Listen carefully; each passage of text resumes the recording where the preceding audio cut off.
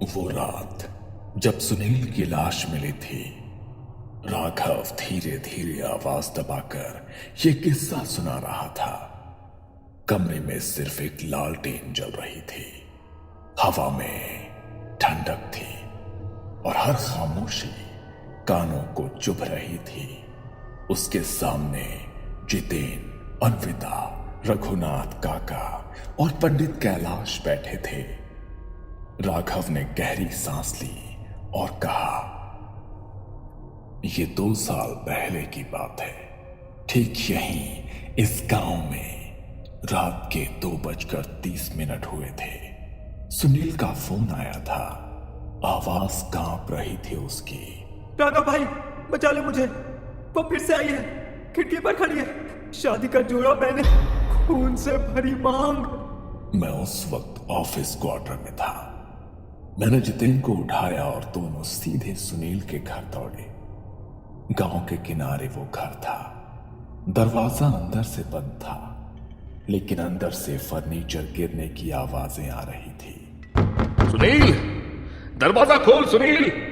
अंदर से कोई जवाब नहीं आया। तभी खिड़की के शीशे पर खून का धब्बा छपा, जैसे किसी ने अंदर से हाथ मारा हो। जितेन ने दरवाजा तोड़ा। अंदर का नजारा देखकर उनकी रूह कांप उठी। सुनील छत से उल्टा लटका हुआ था। उसकी गर्दन पर शादी के जोड़े का लाल दुपट्टा बंधा था और दीवार पर बड़े बड़े अक्षरों में खून से लिखा था, मैं वापस आऊंगी। राघव के शब्द गले में अटक गए। कमरे में बैठी अन्विता के माथे से पसीना टपक रहा था। क्या पुलिस ने कुछ बताया? राघव ने धीरे से सिर हिलाया। नहीं, पोस्टमार्टम में किसी आत्महत्या का सबूत नहीं मिला। न रस्सी का निशान, न कोई दवा, न कोई जहर। तब से ये गांव बदल गया है राघव। लोग कहते हैं कि रेखा की अधूरी आत्मा हर साल लौटती है, और तभी लौटती है जब गांव में कुछ शादी होने वाली होती है। अरे तुमने उसका नाम क्यों लिया? पागल हो क्या? अरे जितेन, ये गांव उस नाम से भी डरता है, क्योंकि उसकी मौत के बाद से जब भी गांव में शादी होती है, दूल्हा मंडप तक नहीं पहुंच पाता। क्या मतलब? 3 साल में 3 दूल्हे गायब हो चुके हैं। सबकी मौत अलग अलग तरीके से हुई है, लेकिन एक बात कॉमन है। मंडप के पहले वो लाल जोड़े वाली औरत तीनों को दिखी थी। रघुनाथ काका ने उस रात की पूरी सच्चाई बताई। 3 साल पहले की बात है। रेखा गांव की सबसे खूबसूरत लड़की थी। उसका रिश्ता शहर के लड़के अभिषेक से तय हुआ था। अभिषेक के घर वाले पहले तो बहुत खुश थे, लेकिन शादी से ठीक पहले उन्हें कहीं और से ज्यादा दहेज का वादा मिला। शादी की सुबह जब सभी तैयारियां पूरी हो चुकी थी, बारात आने की जगह संदेश आया, हम ये शादी नहीं कर सकते। पूरा गांव दहल गया। रेखा दुल्हन के जोड़े में सज धज कर अकेली मंडप में बैठी रही। घंटों बीत गए, पर बारात नहीं आई। लोग ताने मारने लगे। देखा, इसे सबको ठुकराने का शौक था। लड़की कितनी भी सुंदर हो, अगर किस्मत खराब हो तो सब व्यर्थ है। रेखा का दिल चूर चूर हो गया। उसके बाद गांव के लोगों ने उसे चैन से जीने नहीं दिया। लड़के मंडली में बैठकर उसका मजाक उड़ाते। अरे रेखा, अकेली कहाँ घूम रही है? चल मैं तुझे घुमाता हूँ, मेरी गाड़ी में बैठ जा। कुछ लोग उस पर गंदी नजर डालते। अब तो कोई तुझे अपनाएगा भी नहीं, किसी काम की ही नहीं रही। पर तू चाहे तो मैं तुझे रख लेता हूँ, तू मेरे काम की चीज है। गांव की औरतें भी उसे ताने देते। जब वो रास्ते से गुजरती तो कुछ कहते, हे भगवान, सुबह सुबह ये कलमुही क्यों दिख गई? अब पूरा दिन खराब होगा। ये वाक्य उसके कानों में रोज गूंजता। परिवार का सहारा भी नहीं मिला। बाप शराब में डूब गया। माँ बीमार होकर बिस्तर पर पड़ गई। भाई गांव से बाहर जाकर काम करने लगा और धीरे धीरे घर आना बंद कर दिया। रेखा अकेली पड़ गई। गांव के लोग उसे अपशगुनी कहने लगे। उस रात जब पूरा गांव सो रहा था, रेखा ने लाल जोड़ा पहना, माथे पर सिंदूर लगाया, आईने में खुद को देखा और फुसफुसाई। जिस दिन मैं दुल्हन बनी उसी दिन मेरी जिंदगी खत्म कर दी गई। अब मैं किसी और को भी दूल्हा बनने नहीं दूंगी। उसने कमरे में खुद को बंद कर लिया और जहर खाकर अपनी जान दे दी। रेखा की मौत के एक हफ्ते के अंदर ही उसकी मां कुएं में गिरकर मर गई। बाप खेत में हार्ट अटैक से बेहोश हुआ और जब लोग पहुंचे तो वो मर चुका था। गांव छोड़ने के बाद उसका भाई का किसी को आज तक कोई पता नहीं चला। अभिषेक ने दूसरी लड़की से शादी कर ली थी, लेकिन शादी के 2 महीने बाद उसकी पत्नी घर की छत से फिसल कर गिर कर मर गई। अभिषेक के माँ बाप का कार एक्सीडेंट हो गया, उसी में उनकी मौत हो गई। अभिषेक खुद तीसरे महीने गांव लौटते समय लापता हो गया। उसकी लाश नदी किनारे मिली। गर्दन पर कुछ कसकर बांधने के निशान थे, जैसे किसी ने उसका गला घोंटा हो या फांसी दे दी हो। रघुनाथ काका ने ठंडी सांस ली और सबकी आंखों में देखते हुए कहा, रेखा ने खुद की जान नहीं दी थी, उसने बदला लिया था और अब वो हर दूल्हे को वही सजा देती है जो उसे मिली थी। सुनील की मौत के बाद पूरे गांव पर जैसे कोई पाप का साया छा गया था। पिछले 2 सालों में किसी की भी शादी नहीं हुई थी। जहां पहले शादी ब्याह का मौसम आते ही हर गली सज जाती थी, वहीं अब सिर्फ सन्नाटा पसरा रहता था। लोग कहते थे, जिसने भी मंडप की राह पकड़ी उसने अगली सुबह नहीं देखी। गांव की औरतें जब कुएं पर पानी भरने जाती तो अक्सर एक दूसरे से फुसफुसाती, अगर बेटी जवान हो भी जाए तो क्या करे, यहाँ शादी का मतलब दूल्हे की मौत है। गांव के बुजुर्ग कहने लगे थे कि इस गांव की बेटियों की शादी अब बाहर ही करनी होगी। लेकिन इसी डर के बीच अचानक से एक खबर फैली, रिया की शादी तय हो गई है। रिया गांव के चौधरी हरिनाथ की इकलौती बेटी थी, पढ़ी लिखी, समझदार और बेहद ही खूबसूरत। उसकी सगाई अर्जुन से हुई थी। अर्जुन पास के कस्बे में इंजीनियर था, पढ़ा लिखा, आधुनिक सोच वाला और किसी भी अंधविश्वास पर भरोसा नहीं करने वाला। गांव वालों को हैरानी थी कि क्या अर्जुन और उसका परिवार सच में उस श्राप की कहानी से अनजान थे या फिर जानबूझकर उसे नजरअंदाज कर रहे थे। शादी की तारीख नजदीक आती जा रही थी। राघव, रघुनाथ काका और पंडित कैलाश बार बार चौधरी हरिनाथ को समझा रहे कि इस लड़की की शादी मत कराओ जब तक उस आत्मा का श्राप शांत ना हो जाए। लेकिन हरिनाथ का कहना था कि अर्जुन और उसका परिवार इन बातों पर विश्वास नहीं करते और वो शादी नहीं रोकना चाहते। ये सब अंधविश्वास है, भूत प्रेत कुछ नहीं होता है। मैं रिया से शादी करूंगा किसी भी कीमत पर। उसकी बातें सुनकर राघव का खून खौल उठता है। उसे याद था कि सुनील की मौत की रात उसने अपनी आंखों से क्या देखा था। वो औरत लाल जोड़े में, खून से भरी मांग, आधा चेहरा जला हुआ और हाथ में दुपट्टे की कसकर बंधी गांठ। राघव जानता था कि गांव के लोग चाहे चुप रहे, लेकिन रेखा की आत्मा अभी भी वही है और वो किसी भी दूल्हे को आसानी से मंडप तक नहीं पहुंचने देगी। शादी से एक दिन पहले की शाम थी। गांव के चौधरी हरिनाथ के घर बारात की तैयारियां जोरों पर थी। आंगन में रंगोली बनी थी, दीवारों पर लाइट्स टंगी थी, पूरा घर सजा हुआ था। अर्जुन को उसी शाम शादी का लाल जोड़ा देने के लिए रिया के घर जाना था। अर्जुन के पिता सूर्य कुमार उसके साथ चलने को तैयार होते हैं। अर्जुन बेटा, इतना अंधेरा हो गया है, अकेले मत जाओ, मैं भी साथ चलता हूँ। अर्जुन ने मुस्कुराकर उनकी बात टाल दी। चिंता मत करिए पापा, बस आधे घंटे की बात है, बाइक से जाऊंगा, जोड़ा दे दूंगा और लौट आऊंगा। आप यहीं शादी की तैयारी देखिए। सूर्य कुमार मान तो गए, लेकिन हल्दी वाली शाम अर्जुन को अकेले भेजने का उनका मन नहीं कर रहा था।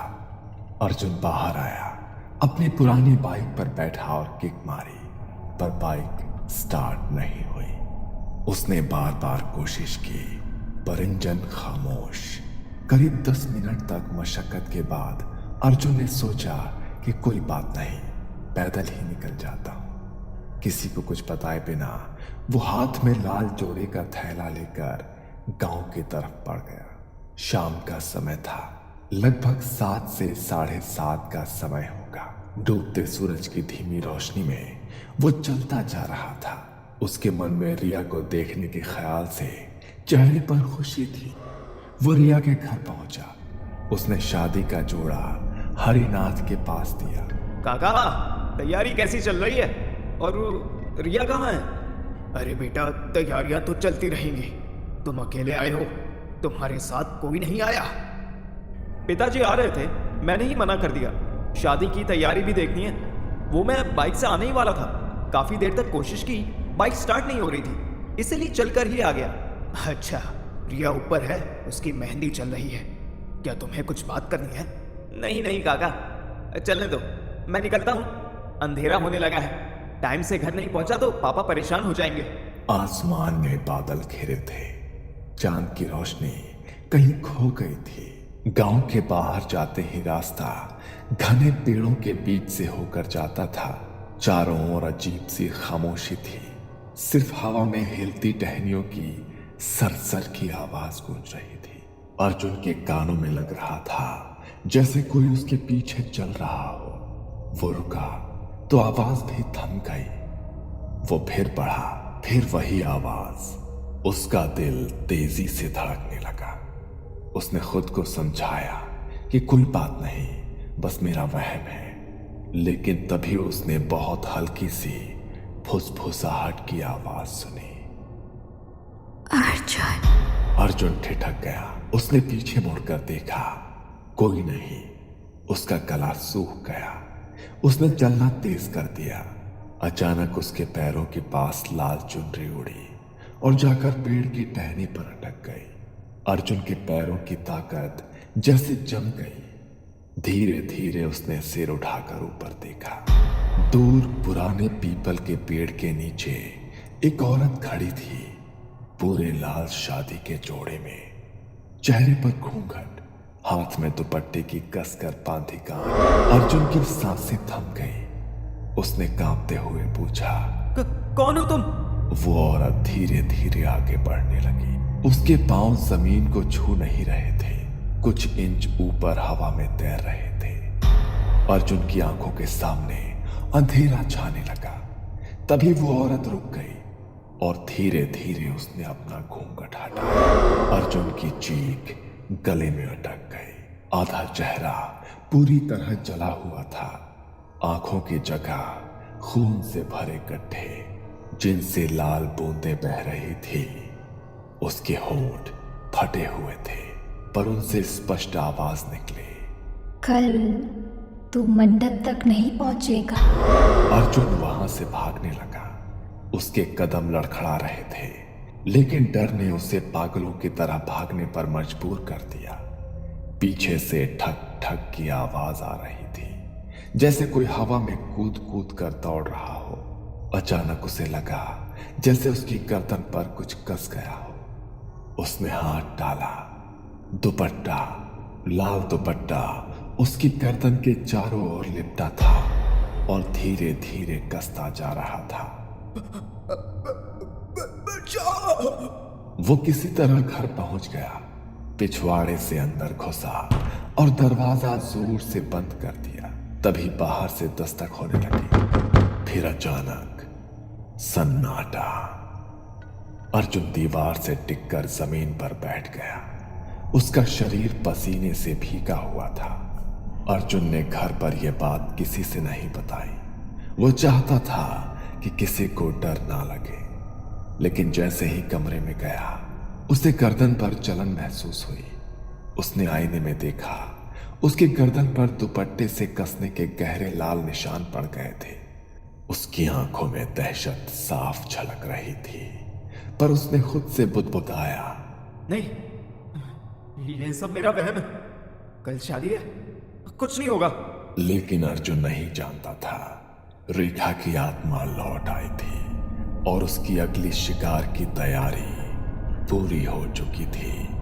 अर्जुन की रात नींद में नहीं बल्कि डर और सोच में बीती थी। आईने में दिखाई दे रहे दुपट्टे के गहरे निशान उसकी आंखों के सामने बार बार आ रहे थे। उसने किसी को कुछ नहीं बताया, न रिया को, न अपने पिता सूर्य कुमार को। उसके दिमाग में बस एक ही ख्याल था कि अगर मैंने सबको बताया तो लोग हंसेंगे, कहेंगे जिसने सबके सामने भूत को अंधविश्वास कहा वही अब डर रहा है। लेकिन उसे यह नहीं पता था कि उसकी ये चुप्पी उसकी सबसे बड़ी गलती बनने वाली थी। शादी शाम को थी। पूरा गांव रिया के घर आया था। मंडप सुनहरी झालरों और फूलों से सजाया गया था। ढोलक और शहनाई की आवाज गूंज रही थी, लेकिन फिर भी माहौल भारी था। लोग खुश दिखने की कोशिश कर रहे थे, पर हर कोई रिया की शादी को लेकर अंदर ही अंदर डरा हुआ था। लोगों की नजरें बार बार आसमान की तरफ जाती और सभी बस यही सोचते कि आज की रात कोई अनहोनी ना हो जाए भगवान। अर्जुन और उसका परिवार रिया के घर पहुंच गए। उसका चेहरा पीला पड़ चुका था, उसके माथे पर पसीना चमक रहा था। राघव, जितेन और पंडित कैलाश लगातार मंडप के चारों ओर घूम घूम कर मंत्र पढ़ रहे थे। पंडित कैलाश ने राघव से धीमी आवाज में कहा, आज रात कुछ अजीब लग रहा है राघव। हवा भारी हो चुकी है, मंत्रों को भी पढ़ने में भारीपन लग रहा है। राघव ने ठंडी सांस ली। अगर रेखा की आत्मा सच में लौट आई तो इसे रोकना मुश्किल होगा पंडित जी। जितेन पास ही खड़ा था। उसने धीरे से कहा, अर्जुन को बता देना चाहिए सब कुछ, वो नहीं जानता है कैसे बचना है। राघव ने सिर हिलाया। अब देर हो चुकी है। अगर आत्मा ने ठान लिया है तो कोई रोक नहीं सकता। शाम ढल चुकी थी। चारों तरफ दियों की रोशनी, हंसी खुशी की गीत, शहनाई की मधुर तान, सब कुछ दिखावे का था। अंदर से हर किसी के मन में सिर्फ रेखा का खौफ था। अर्जुन मंडप में बैठा था। पंडित ने शादी के श्लोक पढ़ना शुरू किए। चारों तरफ स्वाहा की गूंज सुनाई दी। हवन की आग की लपटें ऊंची उठ रही थी। अचानक एक ठंडी हवा का झोंका आया और आग कांप उठी। फूल हवा में उड़ने लगे। अर्जुन का दिल जोर से धड़कने लगा। उसे लगा कि जैसे कोई पीछे खड़ा है। वो पीछे मुड़ने ही वाला था कि एक तेज हवा का झोंका आया और सारी लाइटें बुझ गई। मंडप पूरी तरह से अंधेरे में डूब गया। महिलाओं की चीखें गूंज उठी, बच्चे रोने लगे। फिर एक औरत की तेज हंसी गूंजी।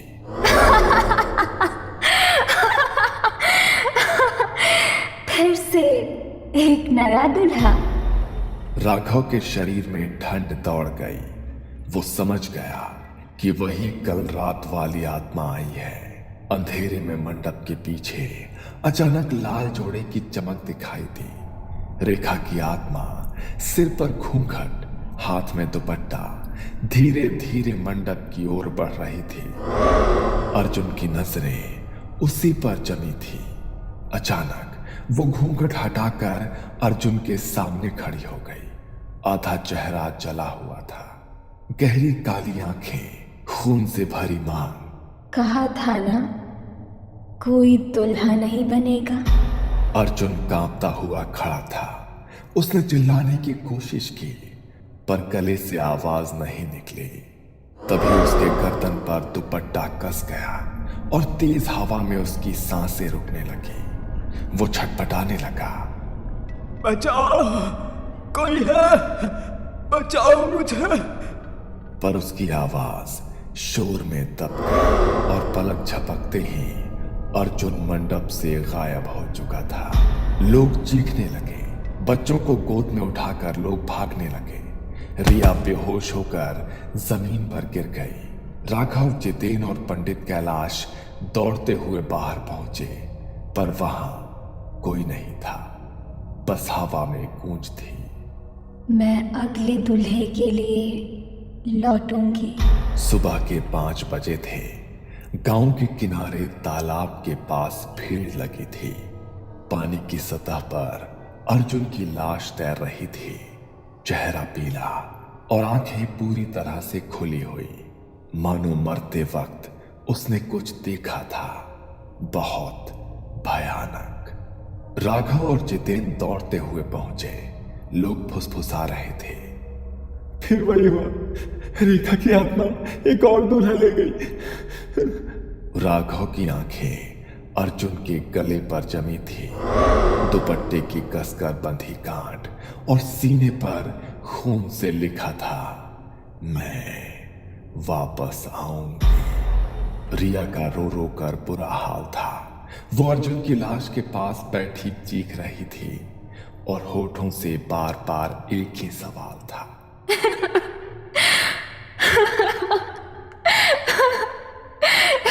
क्यों हर बार दूल्हा ही क्यों मरता है? रिया के पिता चौधरी हरिनाथ पूरी तरह टूट चुके थे। उन्होंने भीड़ के बीच बैठते हुए सिर्फ इतना कहा, अब बस, अब इस गांव में कोई शादी नहीं होगी। अर्जुन की मौत के बाद कनकपुर की गलियों में फिर वही खामोशी छा गई। लोग अपने बच्चों की शादियां गांव से बाहर करने लगे, लेकिन राघव, जितेन और पंडित कैलाश ने हार नहीं मानी। उन्होंने तय किया कि उन्हें रेखा की आत्मा का सामना करना ही होगा। तीनों ने दूर दूर तक खोज की और आखिरकार एक तांत्रिक शिवा तक पहुंचे। काले कपड़े, जटाजूट, गले में अस्थियों की माला, उसकी आंखें अंगारों जैसी लाल थी। शिवा ने उनकी सारी बातें सुनी और कहा, रेखा की आत्मा अधूरी है। उसकी आखिरी इच्छा दुल्हन बनना पूरी नहीं हुई। जब तक उसका यह अधूरापन नहीं मिटता, वो हर दूल्हे को मौत के घाट उतार कर रहे। लेकिन उसे रोका कैसे जाए? रेखा की आत्मा को शांत करने का एक ही तरीका है कि कैसे भी करके उसकी आत्मा की शादी करवानी होगी। सबसे ताजा आत्मा अर्जुन की है। उस रात गांव के बाहर घाट पर अनुष्ठान रखा गया। रात के ठीक 12 बजे चारों तरफ काली चादर सा सन्नाटा था। तालाब के किनारे 21 दिए जलाए गए। पंडित कैलाश, राघव, जितेन, रिया और तांत्रिक शिवा मौजूद थे। शिवा ने अग्निकुंड सजाया और मंत्रोच्चार शुरू किया। ओम क्षिप्रम प्रेतात्मा नाम मोक्षाय स्वाहा। धीरे धीरे हवा तेज होने लगी। दीपक की लौ एक एक कर बुझने लगी। अचानक ठंडी हवा का तेज झोंका आया और रेखा की आत्मा लाल जोड़े में प्रकट हुई। उसकी आंखों से खून की धार बह रही थी। बाल बिखरे हुए, दुपट्टा भीगा हुआ और होठों से फुसफुसाहट। मुझे मंडप में अकेला छोड़ दिया, अब कोई दूल्हा नहीं बनेगा। तभी शिवा ने ऊंची आवाज में मंत्र बोला, रेखा, अर्जुन की आत्मा को स्वीकार करो। तुम्हारा अधूरा बंधन आज पूरा होगा। अग्नि में आहुति डालते ही अचानक अर्जुन की आत्मा प्रकट हुई। सफेद कपड़ों में, खाली आंखें, लेकिन चेहरे पर शांति। रेखा की आत्मा उसकी तरफ मुड़ी, पहले चीखी और फिर धीरे धीरे रोने लगी। अर्जुन, अब कोई दुल्हन नहीं बनेगी। जब तक मैं दुल्हन नहीं बनती। तांत्रिक ने विशेष प्रेत विवाह विधि करवाई। अर्जुन की आत्मा और रेखा की आत्मा को अग्नि के चारों ओर 7 चक्कर लगवाए गए। 7वें फेरे के बाद हवा अचानक से बंद हो गई। रेखा की आंखों में आंसू थे। उसने रिया की तरफ देखा और धीरे से कहा, अब कोई दूल्हा नहीं मरेगा। धीरे धीरे रेखा और अर्जुन की आत्माएं अग्नि कुंड की लपटों में समा गई। उस रात के बाद कनकपुर में कोई मौत नहीं हुई। रेखा की आत्मा शांत हो चुकी थी और गांव में शादियां फिर से शुरू हो गई। ये कहानी आपको अच्छी लगी हो तो हमें सब्सक्राइब करें